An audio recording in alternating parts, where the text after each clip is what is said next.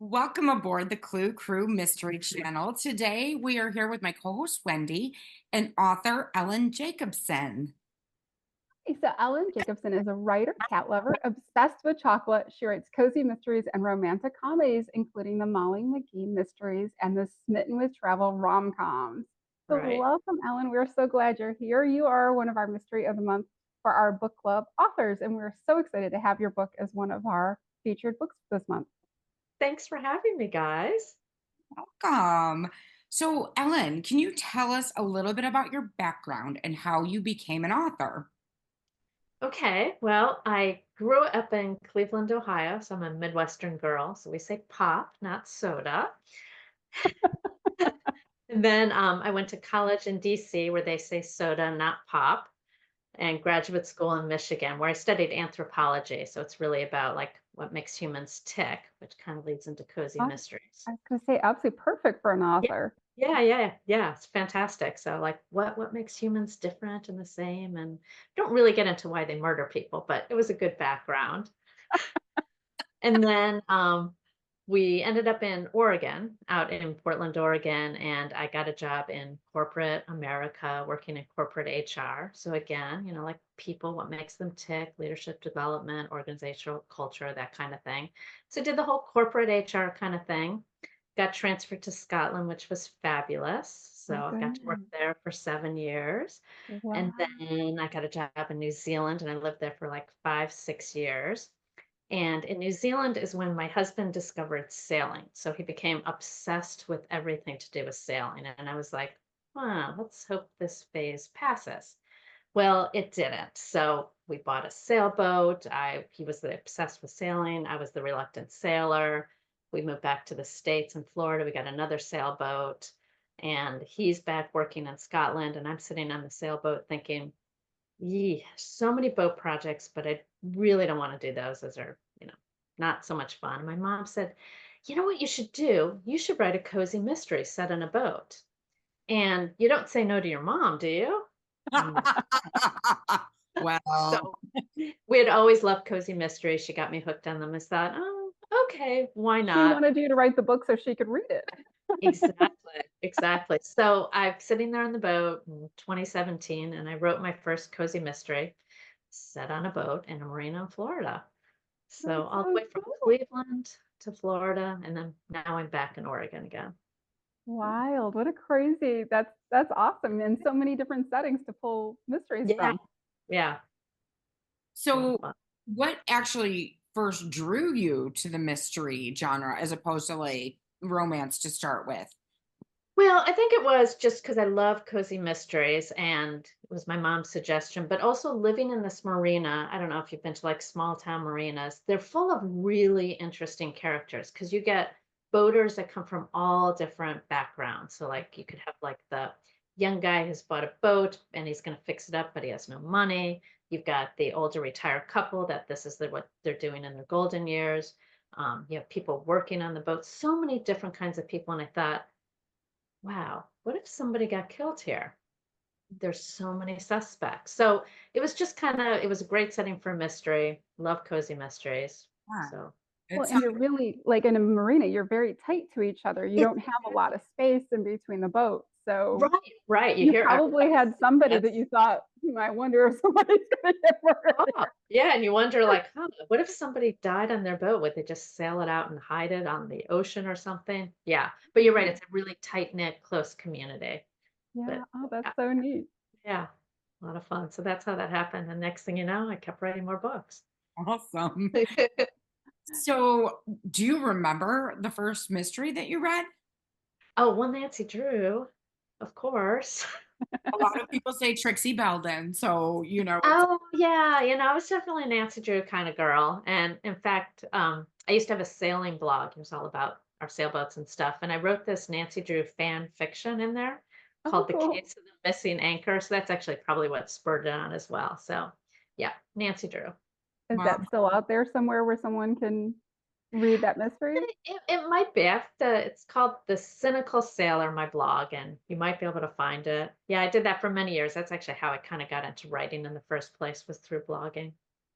Fun. So, what do you love most about writing mysteries? Oh, it's the characters. It's really the quirky character. So I really enjoy that. All just funny, the humor, the characters. And then I like the settings being able to do. So I've got my Marina book set in Florida, and then I've got also got another cozy mystery series set in North Dakota. So it's just fun to have the different settings. My husband's from North Dakota, so he Hey, wanted. I wasn't expecting that. All the places you've been in, it's North Dakota, North Yeah, Dakota. that's my husband. He's from North Dakota, so he said, "Why don't you do a cozy set in North Dakota?" So Oh, there you go. fun. That's Yeah. wild. So, other than just per se the marina, where else do you find inspiration for your stories? Oh, just honestly, just like life, sitting in a coffee shop, listening to people, um, hearing stories that people tell. My husband's actually a great source of inspiration. He's very funny and he just comes up with these ideas. So I think it's just observing people, and that gets back to that anthropology thing, observing people, eavesdropping, I guess, on their conversations. The most We fun. we all do a little bit of that. And Yes, we then do. just, I don't know, this imagination. I don't know what it comes up with, but suddenly in the middle of the night it says, guess what? Here's a new way to kill somebody. And you got to Ooh, write ooh, it. I was Yeah. saying to my teenager the other day, he was talking about something, and I was like, "Oh, I killed somebody in one of my books like that. Yeah. Be a good boy." Like, Mama's got ideas. Exactly. You don't want to find yourself in my book. oh, oh. Exactly. And we all do that. We all have a character that might be somebody that's kind of annoyed you.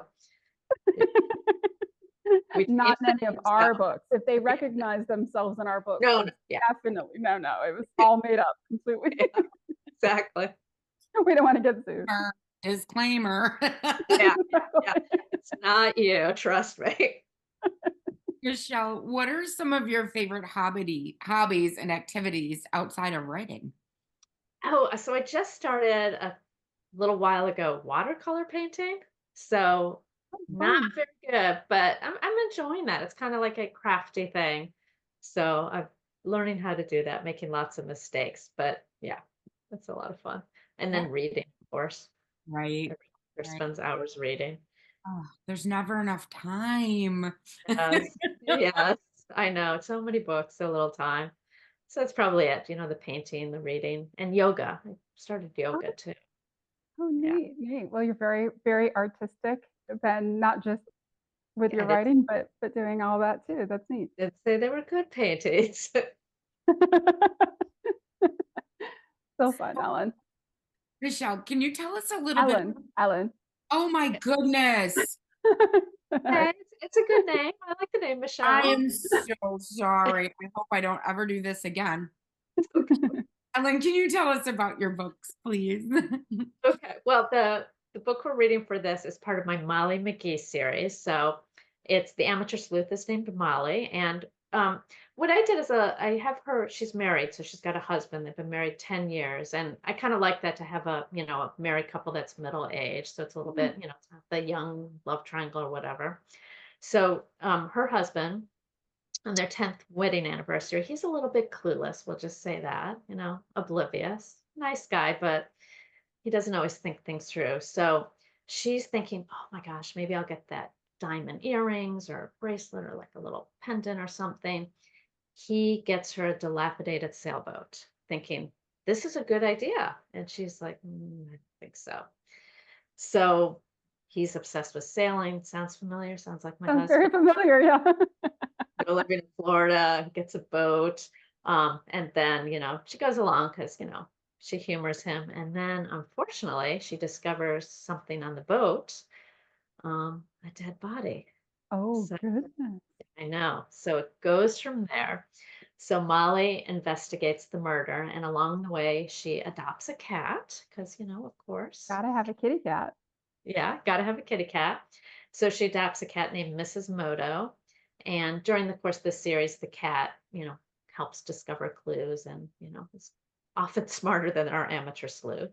So she does all these things in the marina and out sailing. And over the course of the series, she actually grows to love sailing and grows to love the sailboat. So there's that kind of the character arc. And then the series ends with them sailing off to the sunset to the Bahamas.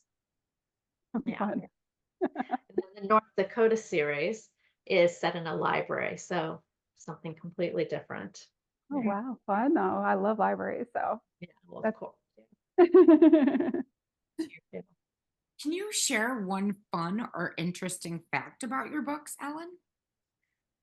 Well, I don't know if it's fun or interesting, but people do say there's an awful lot of chocolate mentioned in my book. So in my Molly series, so Molly maybe kind of like me, I don't know.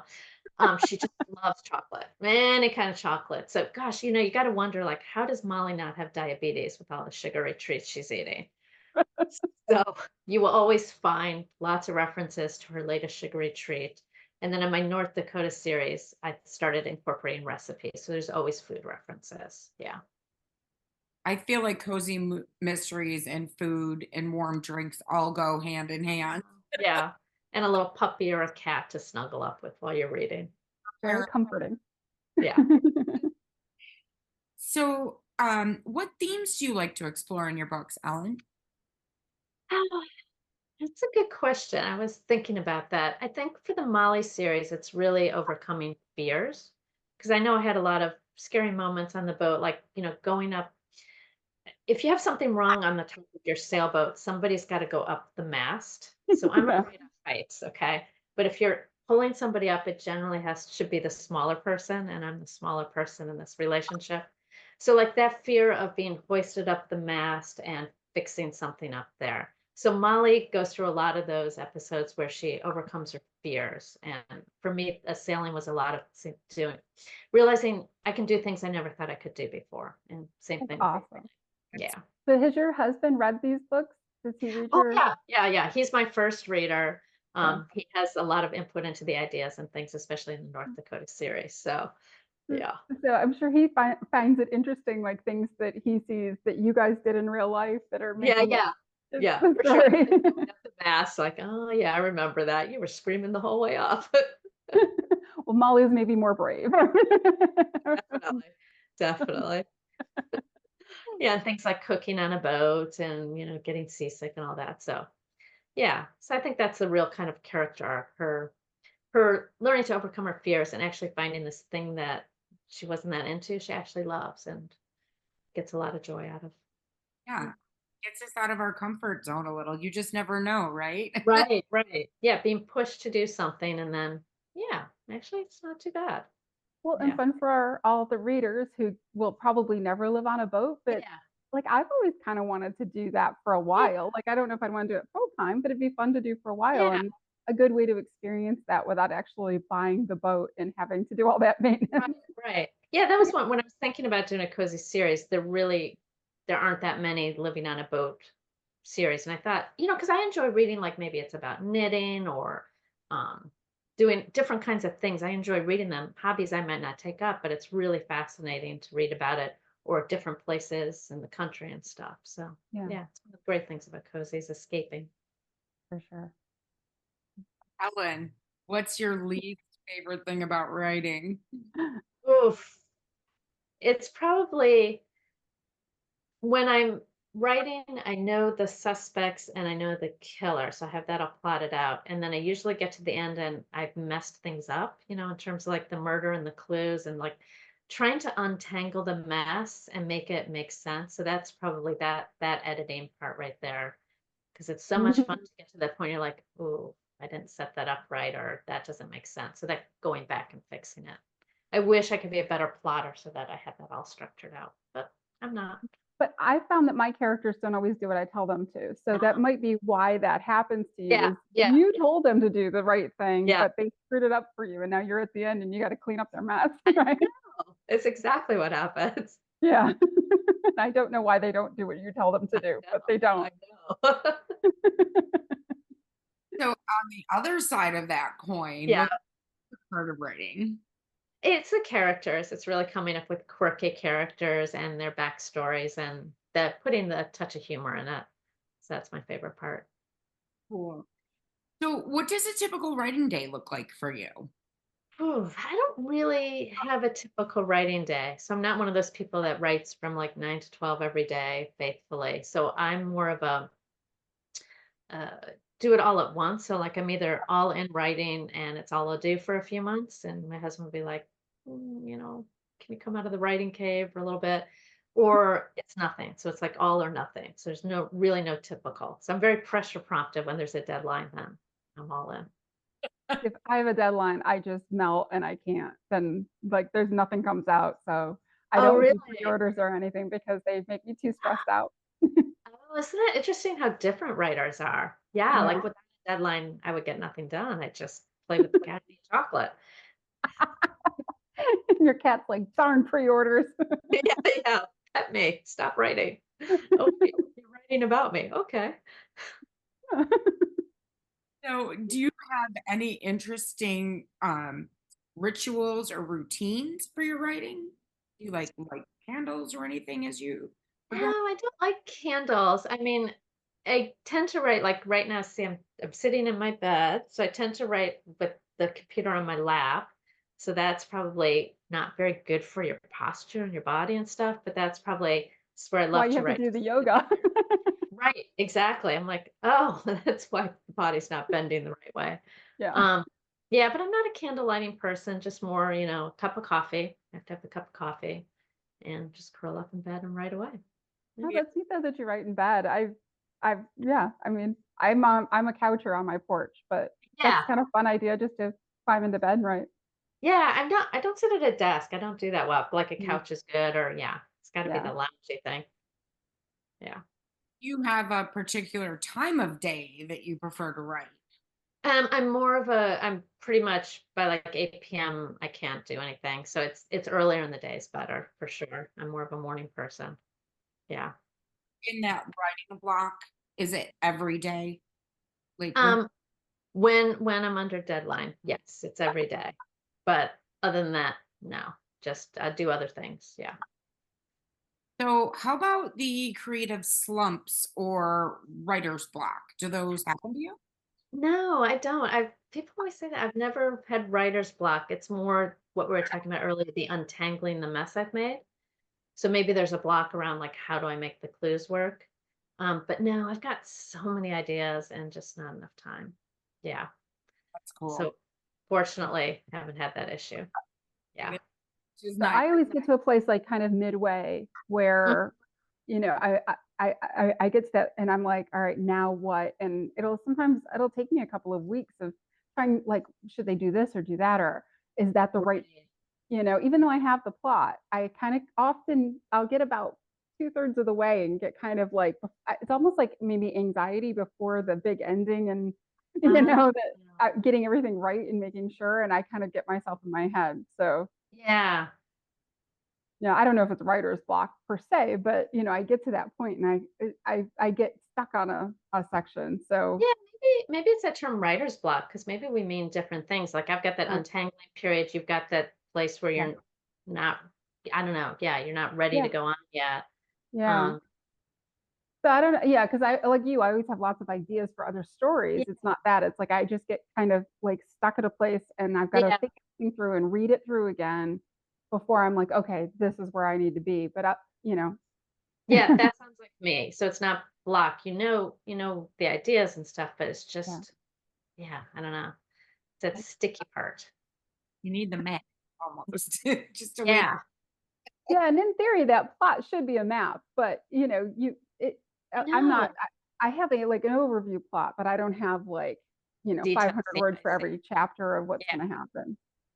I envy those people. I mean, I wish I could be that organized or I think structured, I but would kind of lose interest because I would have in my mind almost like already know what everything was going to happen, and it would be yeah. hard to keep your attention on it for a few thousand words more. And then you get those spurts of like burst of inspiration, and that's like more fun than what you would have plotted out. Yes, Yeah. yes, exactly. You got to get through that sticking point before that little, yeah. I know. Oh, Ellen, how long does it typically take you to write a book from start to finish? I don't know. Some are longer, some are harder. It's, I don't know. I don't have a good answer for that Right. because I tend to like think about them a lot. There's a Mhm. lot of thinking. And then it's that spurt where I'm pressure prompted, so maybe like 3 months or something. Mm. But there's a lot of thinking beforehand. Sure. Sure, that makes sense. So, what book would you recommend to somebody who is new to your books? Well, for Murder at the Marina for the Molly series, so that's the first book. So you can see Molly get this dilapidated sailboat as an anniversary present, and then see the And her dead body. husband's not the one that gets murdered in this book. I know, you'd think so, right? And there's many points along in the series you think, I don't know how he's still alive, but he's a sweet guy. He's just oblivious. Yeah. So Right. poor guy. And then for my North Dakota series, Murder at the Library, So that's the first one in that. So you can see the introduction Great. setting in North Dakota. Yeah. Very cool. So, what's next for you? Are you working on other projects and books as well? I am. So I'm working on the third book in my North Dakota series. It's called A Death for the Records.